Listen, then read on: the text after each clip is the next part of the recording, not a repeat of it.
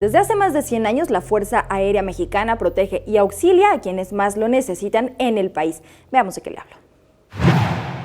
Escuadrón Aéreo 303, prestando apoyo, llevando esperanza, salvando vidas.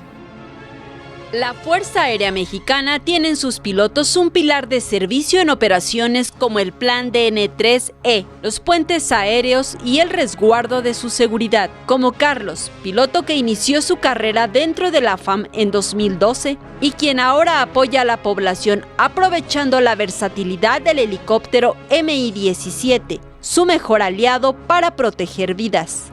En ese trabajo no normalmente es volar, no nada más es la satisfacción, pues. Yo aquí he tenido la oportunidad de apoyar en ambulancias aéreas, en lo que es este helicóptero Mi-17 que es de carga, que lo podemos convertir en la versión de ambulancia y poder llevar a gente a apoyarla. El Mi-17 es de fabricación rusa, tiene una velocidad máxima de 250 kilómetros por hora.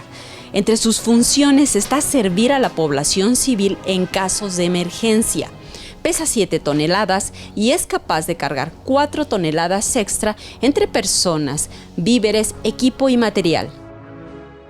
Las funciones del Mi-17 son múltiples. Es utilizado para transporte y carga, operaciones con aerotropas, extinción de incendios, paracaidismo, filtraciones con fuerzas especiales sin necesidad de aterrizar, o incluso al helicóptero lo pueden convertir en artillado para combate.